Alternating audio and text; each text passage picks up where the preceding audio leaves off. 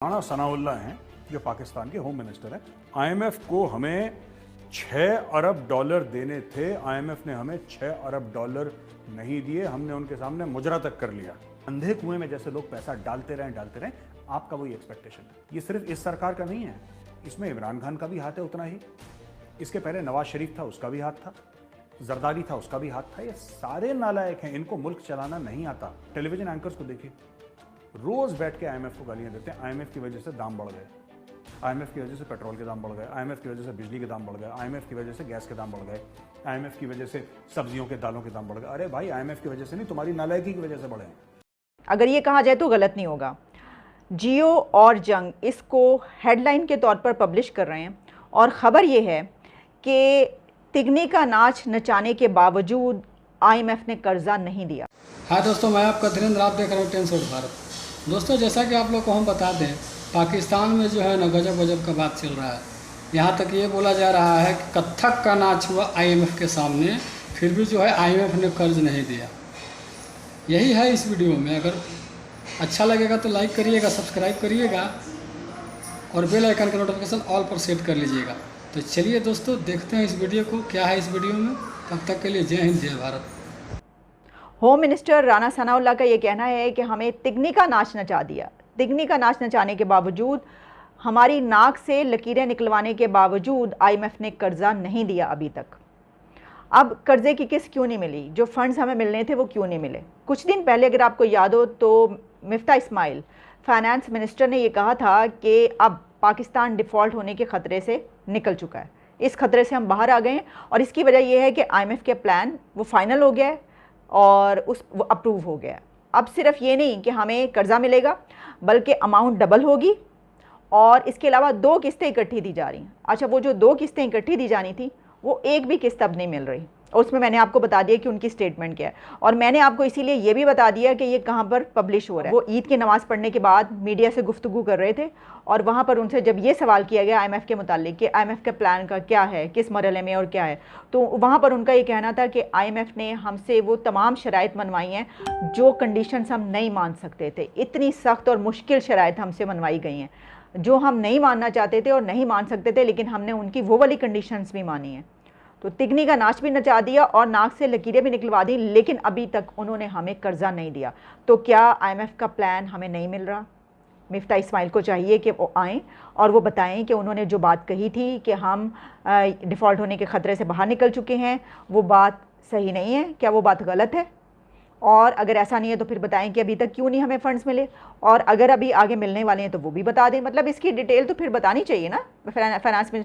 अच्छा, अगर किसी और तरफ से ही बात आई होती, मतलब अगर former prime minister Imran Khan ने बात की होती तो हम उस पर यकीन ना करते। हम इस वजह से ना यकीन करते, हम कहते कि देखें वो तो अपोजिशन में है, वो तो बात खिलाफ करेंगे, वो तो पहले ही ये बात कर रहे हैं कि देखें ये लोग जो है मुल्क को उस तरफ लेकर जा रहे हैं कि जहाँ पे श्रीलंका की तरफ बढ़ता हुआ ये मुल्क नज़र आ रहा है। हम उनकी बात ना मानते, लेकिन बात ये है कि ये बात एक क्रेडिबल सोर्स से आई है। क्रेडिबल सोर्स का मतलब ये है कि हुकूमत से आई है। अब गवर्नमेंट तो यही चाहेगी ना कि फौरी तौर पर ये कर्जा मिले, ताकि देखें बड़ी तारीफ़ की जा रही थी, ये भी बात है कि इस बात की तारीफ़ की जा रही थी कि इमरान खान की हुकूमत 4 सालों में मुल्क को डिफ़ॉल्ट पर ले आई और इस हुकूमत ने 2-3 महीनों के अंदर आते ही इस मुल्क को डिफ़ॉल्ट होने से बचा लिया उस ख़तरे से, और बड़ी कोशिशें की गई और वो कामयाब हो गई। अब इमरान खान ये सुनते ही वो तो उछल के उठ खड़े में होंगे और उन्होंने कहा होगा कि बस अब इनके पीछे पड़ जाओ और एक को नई मूवमेंट का आगाज़ होगा कि देखिए इन्होंने पाकिस्तान को श्रीलंका की तरफ ले जा रहे हैं, पहुंच चुके हैं। क्योंकि इसी के साथ शाह महमूद कुरैशी हैं, उनकी स्टेटमेंट भी आ गई है और उन्होंने ये कहा है कि अल्लाह ना करे कि ऐसा हो, लेकिन हम श्रीलंका के हालात की तरफ जा रहे हैं। श्रीलंका के हालात आपने देख लिए ना, मैंने आपको अपने पिछले प्रोग्राम में उसकी वीडियोस कुछ दिखा दी हैं, थोड़ी बहुत वीडियोस काफ़ी है मेरे पास, लेकिन वो हम चला नहीं सकते सारी वीडियोस। मैंने आपको कुछ उसमें से जो है ना वो क्लिप्स दिखा दिए हैं। वहाँ पे सड़कों पे इस वक्त जो हो रहा है, वहाँ पे पार्लियामेंट और सदारती महल उनका, यानी ये कि प्रेसिडेंसी और प्राइम मिनिस्टर हाउस, हर जगह पर दाखिल हो चुके हैं लोग, और जो वहाँ पे धींगा मुश्ती हो रही है, जो अनारकी और केओस है वहाँ पर, ऑल जो है वो सिर्फ सरकारी उस पर मिल रहा है, किसी आम आदमी को मिल ही नहीं रहा। तो इस सिचुएशन में मुल्क के क्या हालात होते हैं हम जानते हैं, और पाकिस्तान जो है वो बहुत बड़ा मुल्क है और यहाँ पर ऐसे हालात पैदा नहीं होने चाहिए। ऑलरेडी जो अनारकी और वो चल रहा है सिस्टम वो हम देख ही रहे हैं, तो इसको अब क्लियर करना पड़ेगा। अच्छा, अगर हम इसका एक और एंगल भी देख लें, और वो ये है कि अगर ऐसा होता है कि आईएमएफ का प्लान नहीं मिल पाता या ऐसी कोई बात होती है, तो क्या इलेक्शन फौरी इलेक्शन होंगे? इसकी वजह ये कि उस सूरत में जो है वो कोई भी हुकूमत ये नहीं चाहेगी और कोई भी पार्टी ये नहीं चाहेगी कि वो रूलिंग पार्टी और उसके होते हुए जो है वो मुल्क डिफ़ॉल्ट की तरफ जाए। तो क्या होगा फिर? फौरी इलेक्शन का अनाउंस किया जाएगा। अभी तक तो इमरान खान की बात नहीं मानी जा रही, उसके बाद मान ली जाएगी। और फिर ये कि वैसे तो इस हुकूमत को चाहिए कि खान साहब को ये मुल्क वापस दे। उनसे कहीं देखें जनाब, आप बहुत ज़्यादा जो है वो पिट रहे थे और आपने एक हंगामा मचाया हुआ था, क्या क्या कुछ नहीं आपने कर डाला, तो चलें ये लें, हुकूमत करें और इस मुल्क को डिफ़ॉल्ट होने से बचाएं। तो हमें तो अभी आए हुए 2-3 महीने में, आप 4 साल से हैं, तो आप करें, निकालें इसको। अब एक और सवाल ये बन रहा है कि भाई सब कुछ पता था आपको, फिर आप क्यों आए? फिर आपने ये सर पे इतनी बड़ी जिम्मेदारी, हम जिम्मेदारी क्यों ली?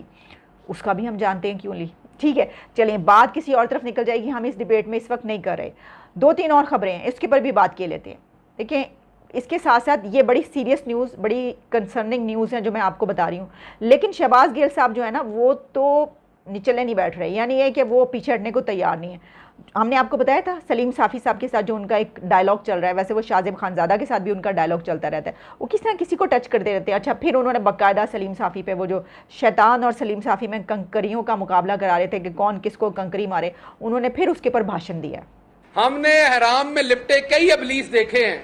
आजकल वो सलीम साफ़ी दी तस्वीर हराम च आ रही ने, रब ही खैर करे उत्थे शैतान दा और सलीम साफ़ी दा टास पिया होएगा, या शैतान उन्होंने कैंकरा मारेगा तो या उन्होंने मारेगा। दोवें भरा बह के फैसला कर लो आपो किन्ने किनू कैंकरा मारनिया ने, क्योंकि मेरा नहीं ख्याल कि मैनू तो लगता है कि अगर दोवें बह के हिसाब किताब करन और उस हिसाब किताब दे विच कोई परवेज रशीद वर्गा सियाणा बंदा बवे और इन्हां दोवां भरावां दा हिसाब किताब करे, तो मेरा ख्याल है कि साडे भरा सलीम साफ़ी दे जिहड़े नंबर ने उत्ते चले जाणगे अबलीस तो।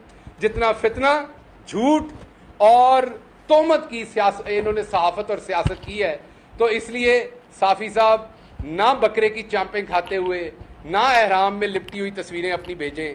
लोगों को आप अबलीस लगते हैं, लोग फिर आपके लिए भी यहाँ से बहुत अच्छे अल्फाज भेजेंगे, फिर आप गुस्सा करेंगे। अगर ये आपका मजहबी मामला है तो आप तस्वीरें क्यों शाया कर रहे हैं? मजहबी मामला है तो उत्थे बकरे दियां चांपा खा रहे हो, तो बंदे दे पुत्र बन के जिहड़ा कम करन गए वो करो। उत्थे बह के मॉडलिंग क्यों कर रहे हो एहराम पा के? जब आप अपनी पब्लिक करेंगे तस्वीर तो अवाम उसके ऊपर कमेंट करेगी। शहबाज गिल साहब ऐसा क्यों कर रहे हैं? इसकी वजह यह है कि एक तो सलीम साफ़ी इमरान खान के बहुत बड़े क्रिटिक माने जाते हैं और उसके ऊपर पीटीआई उन पे ये तनकीद करती है कि हर वक्त जो है वो आप इमरान खान के पीछे पड़े रहते हैं। अब ये मौका हाथ आया, वो उन्होंने कहीं जो तस्वीरें हैं वो देख ली हैं, उन्होंने कहा कि ये चांपे खाते हुए जो तस्वीरें आप शेयर करवा रहे हैं, किस खुशी में करवा रहे हैं, आप ये क्यों कर रहे हैं? इसकी वजह ये है कि इमरान खान पे ये तनकीद करते हैं ना कि मज़हब का इस्तेमाल करें, तो वो कह रहे हैं कि आप अगर वहाँ पे ये करने के लिए गए हैं तो ये करने की क्या ज़रूरत है। अच्छा, इसी के साथ वजह एक और भी, और वो ये है कि कुछ ना कुछ शहबाज गिल साहब को चाहिए होता है खबर बनाने के लिए, उनको खबरों में रहना अच्छा लगता है और ख़बर में रहना ही उनके लिए ज़िंदगी है। तो वो शाहजेब खानज़ादा के साथ भी डायलॉग में रहते हैं, हर उस बंदे को चुन लेते हैं जिनका पता होता है कि ये तो वायरल होए अगर मैं इसके ऊपर बात करूँगा। इसी के साथ एक तस्वीर भी वायरल होती है और तस्वीर है इमरान खान